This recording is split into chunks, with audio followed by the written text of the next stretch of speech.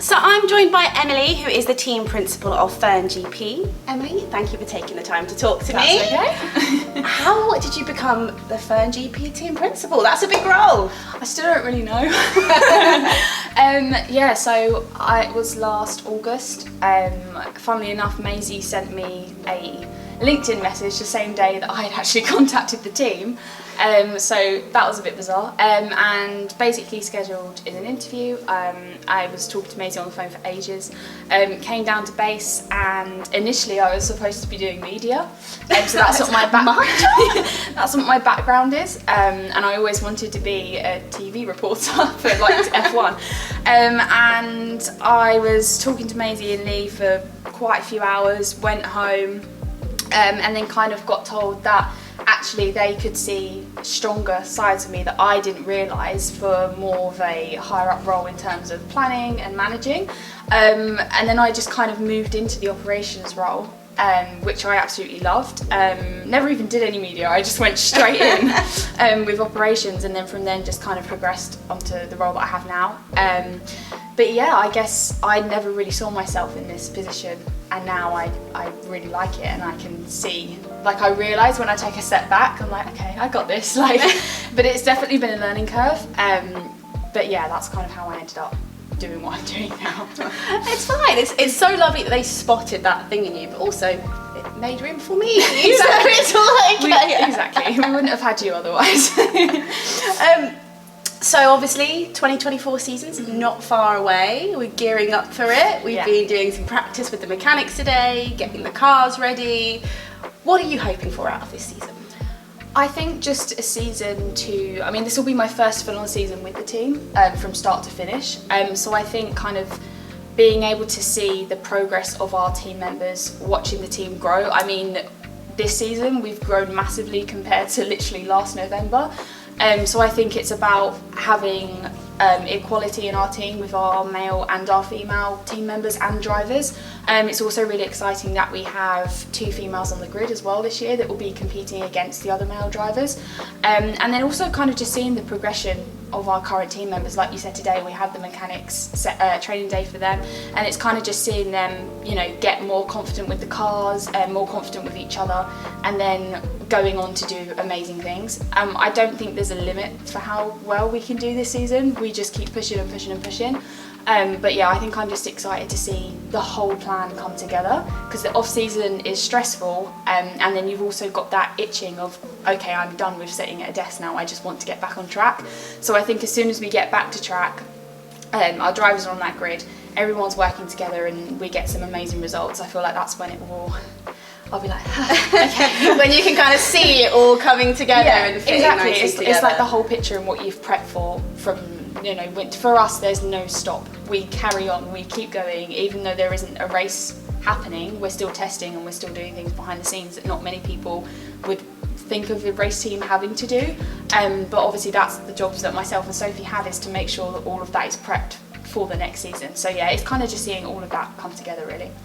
And yeah, as we said, the track day is kind of where you see that happen. So what's your role actually when we get to track? Because obviously you're doing a lot of the planning and organising beforehand, and making sure everything's going to be ship shape, ready for that day on track. So what will I be seeing you doing when I'm with the track? Lots of yelling, in a nice way. So basically whilst we're trackside, it's maintaining the work on the cars, maintaining the staff, keeping that timetable in front of me, and you'll hear timers going off on my phone every 2 seconds because we need to move on to the next bit. But it's really just about being able to organise an entire team to these are dangerous machines. We do these training days like today, for example, to give our mechanics and our other team members the confidence to be able to be trackside, and we can't really afford mistakes. So at the back of my head I'm always thinking, okay, everything has to be perfect, but at the end of the day I think everyone realises these are really dangerous machines. So it's making sure that all of those checks are done, those cars are ready to be on the track, our drivers are safe, because obviously the drivers have to trust us with their life essentially to drive these cars, so it's being on that side, which is quite serious. And then it's also the side of, you know, keeping spirits high, making sure everyone's having a great time, that we're getting really good results, and that everyone has a chance to learn something new if they haven't tried that aspect before. Yeah, and just, you want to get to the end of the race weekend and be like, okay, when can we go back? And that's like what it feels like. Those 4 days go so quickly. So yeah, I'd say, yeah, that. That's massive. That's a lot to get to. I mean, there is more, but I could be here forever. So, and something that you spoke about there is kind of like giving people the chance to do different things. And something we've done recently is bring in Jessica Fitch-Hall. She's going to be our new Formula Ford driver. Bringing in that new talent, you know, that way up from karting. How does the team go about bringing in new talent, or decide who they're going to bring forward? Yeah, so I mean, we're very open. I mean, we are very lucky in the fact that we are an affordable team for many drivers. Motorsport is a very expensive sport, and you know, if we look at the likes of Formula One, we're talking billions of dollars.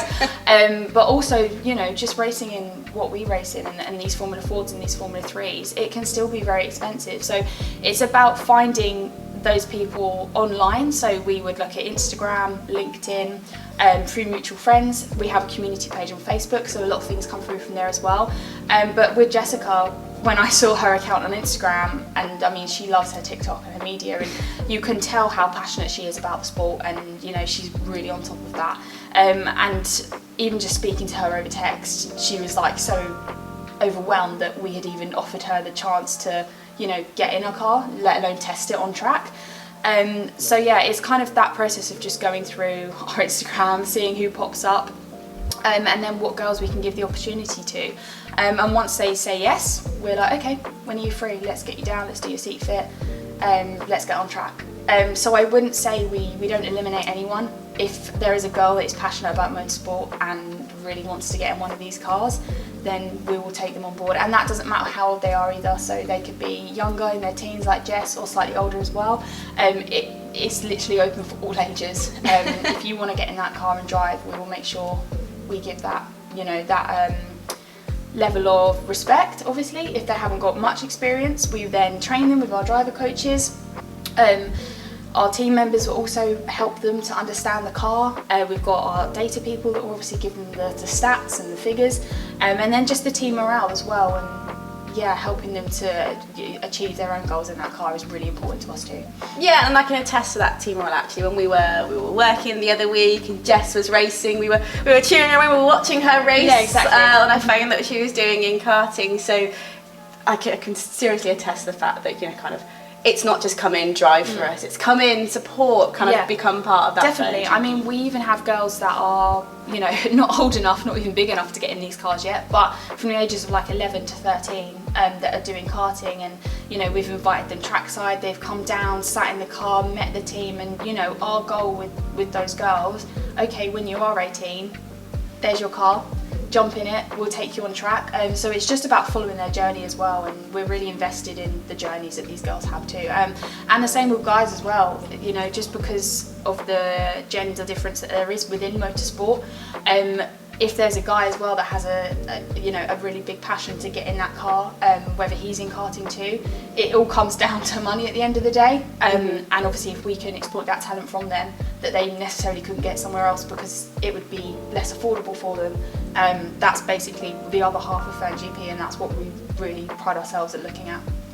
I mean, I was going to ask you a question about kind of how important these things are to FernGP, but I think you've answered that for me, like really nicely. There's such a focus on kind of not just being like, oh, you're great, come in. It's all about that, like, becoming great and that journey that kind of every individual is taking. Definitely. And I mean, you know, until you get in one of these machines, if you've never driven one before, it can be quite nerve-wracking. So, you know, obviously it takes time for someone to get to their absolute best in a Formula 3 car. So it's, like I said earlier, it is really working, you know, with all the team members, the mechanics, the data, our coaches, myself, even just giving them a word of encouragement. It's working all together to exploit the best in that individual on track. And so if someone's watching this now and they're like, this sounds incredible, what do they need to do?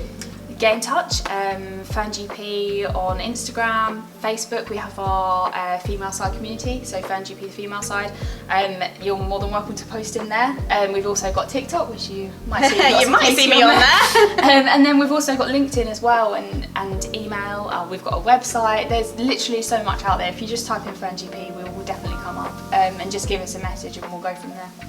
Incredible. I've got one final question for you.